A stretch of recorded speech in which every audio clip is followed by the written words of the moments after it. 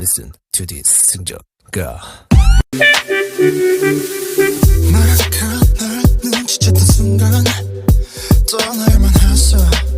나 찾아내야 했어. All day, all night. 사막과 바다들을 건너 넓고 넓은 세계 헤매어 다녔어. Baby, I can make it better. I can hold you tighter. 그 머리를 위해서 Oh, you're the light. 우리 맛이를 맞아 우시야 아낙 SMA dan kini kamu Eti! Mau kemana? Mau ke perpustakaan? Ih, banyak yang buku bawa. Iya, Bang. Ada yang ngambil lagi nanti baru belum Kak pahami materi tentang organ reproduksi pada manusia. Astaga, nah perlu khusus belajar begini. Banyak sekali nih buku pinjam. Kalau mau lebih paham tuh, simak ini video.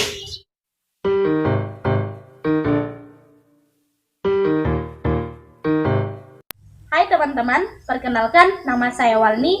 Saya dari kelas 11 IPA 6. Baik, saya akan menjelaskan tentang organ reproduksi wanita. Organ reproduksi wanita bagian dalam terdiri atas 1.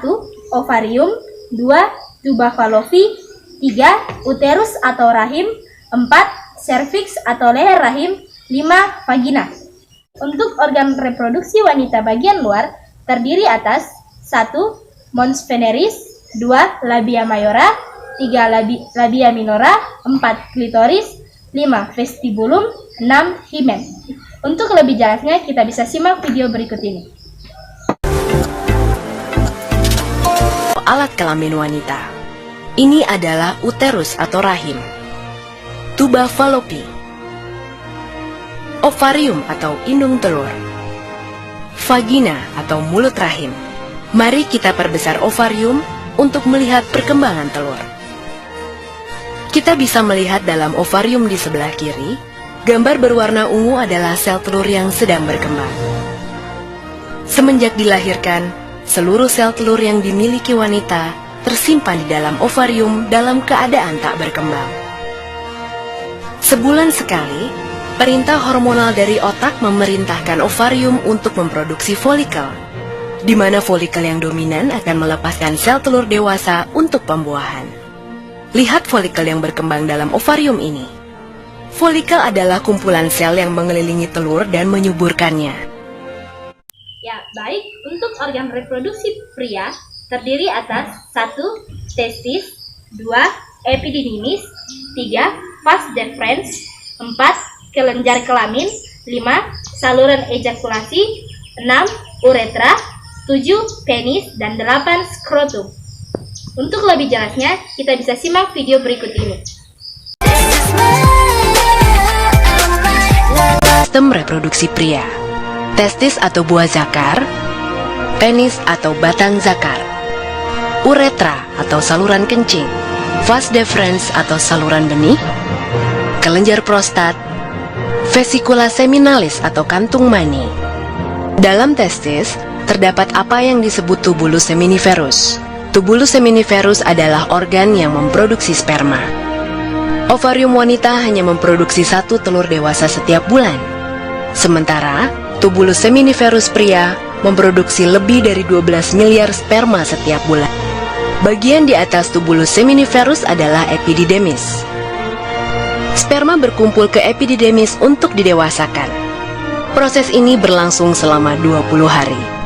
Sebelum terjadi hubungan seksual, penis terisi dengan darah dan berereksi. Lalu dengan rangsangan yang cukup, proses ejakulasi dimulai. Pada puncak senggama akan terjadi pancaran air mani yang membawa sel sperma. Dari epididymis, sel sperma akan mengalir ke atas menuju ampula, yaitu bagian terluas pada ujung saluran benih. Ampula akan bermuara pada saluran kencing yang memiliki katup. Katup akan terbuka pada puncak sanggama, sehingga air mani akan keluar melalui saluran kencing dari tubuh. Oh, begitu, Bale. Oh iya, paham Kak. Mau Kak kembalikan buku di perpustakaan? Oh iya, mau aja nonton drakor dulu. Bye.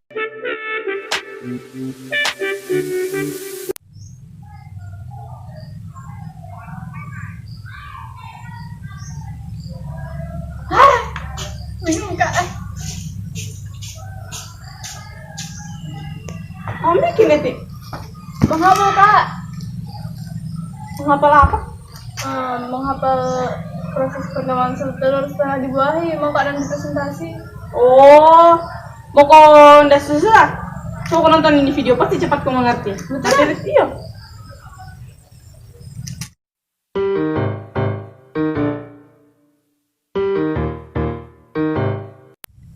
Assalamualaikum warahmatullahi wabarakatuh. Hai, saya Levenia. Saya akan menjelaskan mengenai proses perkembangan sel telur setelah dibuahi. Jadi, jika salah satu sperma masuk ke dalam tuba falopi dan bertemu dengan sel telur, maka akan terjadi pembuahan. Setelah itu, sel telur akan mengubah dirinya sehingga tidak ada sperma lain yang bisa memasukinya. Pada saat pembuahan jenis kelamin bayi akan ditetapkan jika sperma berkromosom Y, maka akan menjadi laki-laki. Dan jika sperma berkromosom X, maka akan menjadi perempuan. Telur yang telah dibuahi tersebut akan disebut zigot dan akan membelah diri menjadi embrio dan akan bergerak menuju ke rahim. Nah, untuk lebih jelasnya, mari kita simak video berikut ini. Setelah dipancarkan ke dalam mulut rahim, sel sperma bergerak ke dalam rongga rahim dan saluran telur untuk mencapai sel telur yang matang dan siap dibuahi. Dari jutaan sperma yang dipancarkan, hanya beberapa yang dapat bertahan hidup mencapai indung telur, dan hanya satu yang akan bertahan hidup mencapai indung telur. Sperma kemudian mempenetrasi dinding sel telur, kemudian mengkombinasikan materi genetiknya dengan sel telur dalam proses yang disebut pembuahan. 3 bulan pertama kehamilan terjadi selama 14 minggu dari 40 minggu masa kehamilan. Pada masa ini wanita mengalami berbagai perubahan emosi yang dikarenakan perubahan hormon pada tubuhnya. Dan pada saat ini pula sering terasa mual-mual pada pagi ataupun malam hari. Pada minggu pertama, hampir seluruh organ internal janin telah terbentuk. Janin mulai mengepal, bahkan sudah dapat sedikit bergerak. 3 bulan kedua, minggu ke-15 sampai minggu ke-27 kehamilan, wanita mulai mengalami gejala sesak nafas. Pertumbuhan janin di perut mulai terlihat. Muncul kerut dikarenakan membesarnya kandungan. Pertumbuhan janin terjadi paling cepat di minggu ini. Tangan dan kaki janin berkembang semakin kuat. Gerakan janin semakin dapat dirasakan ibu yang mengandung. Walau organ janin telah hampir terbentuk, paru-parunya masih harus berkembang. Janin bertambah besar dan berat. Pada 3 minggu terakhir, minggu ke-28 sampai 40, bayi dan paru-parunya terus berkembang. Sulit bagi wanita menemukan posisi yang nyaman, baik saat tidur ataupun terbangun pada usia kehamilan ini.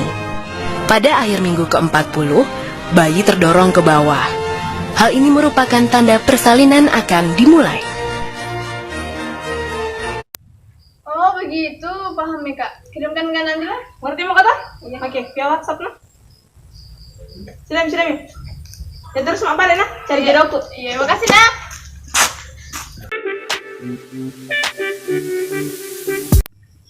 Tapi bagaimana ulanganmu kemarin? Lancar kok. Makasih ya udah kasih lihat video kemarin. Iya, sama-sama.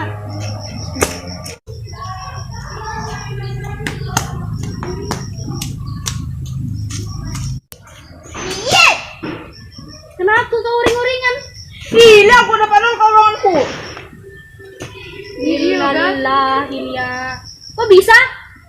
Nggak tahu juga, padahal tuh belajarin kabar 1 nomor di soalnya bisa-bisanya nggak dapat nol. Ih. Materi apa, Kak?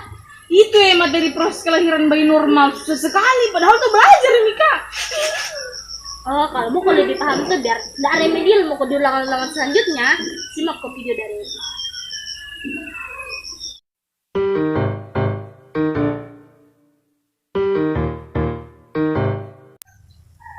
Assalamualaikum warahmatullahi wabarakatuh. Nama saya Etim Lasari dari kelas 11 6. Saya akan menjelaskan materi tentang proses kelahiran bayi normal. Nah, pada saat menuju kelahiran, tubuh secara alami memberi jalan keluar untuk bayi. Otot-otot di sekitar jalan keluar bayi merenggang sehingga bayi dapat melewatinya. Nah, tahap pertama melahirkan yaitu leher rahim dalam kondisi tertutup sehingga terjadi kontraksi agar leher rahim terbuka. Tahap kedua yaitu persalinan. Persalinan berlangsung dari leher rahim yang sepenuhnya terbuka, bayi akan mendorong tubuhnya ke jalan lahir menuju vagina. Yang tahap ketiga yaitu ketika uterus kontraksi setelah proses melahirkan dan plasenta keluar melalui vagina ini. Untuk lebih jelasnya, mari kita simak video berikut ini. Ketika pembukaan mencapai 10 cm, terjadi dorongan, tanda persalinan akan dimulai. Bayi memulai perjalanan melalui saluran rahim. Saat kepala bayi mulai berputar, ia dapat saja terluka ketika menuju ke bawah saluran rahim yang sempit pembukaannya. Tulang kepala bayi memiliki ruang yang bernama fontanel, yang membuat kepala bayi memanjang dan cukup untuk keluar melalui saluran rahim. Kepala dan pundak bayi disangga, sementara bagian tubuh lainnya keluar dengan mudah. Ketika keluar, kepala bayi secara otomatis kembali ke ukuran normalnya. Astaga, begitu jika kepala.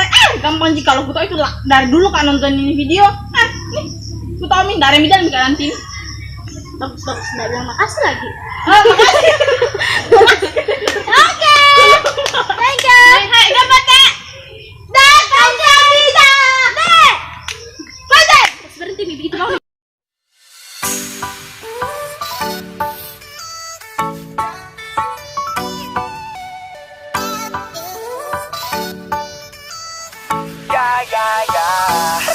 Oh, wait. 1, 2, 3. Kesono perpustakaannya. Tiga. Oh, bentar, bentar. Jalan sama enggak? Rasa pada bayi normal. Memberi jalan keluar untuk bayi lahir. Otot-otot di sekitar. Paham ya kak?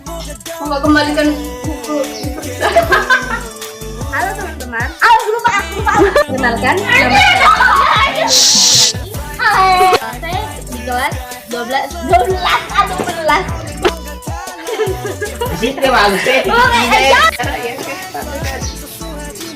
Ngomong kok dia.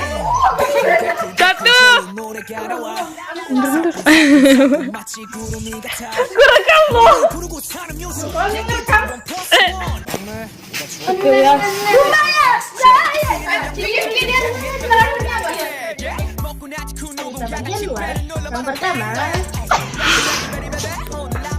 Boski. Sekali. Mereka mau basket. Santai bang.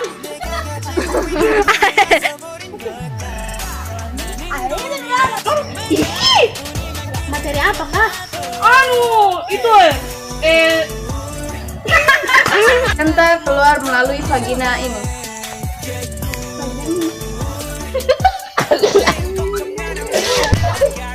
Saya akan menjelaskan. Kenapa?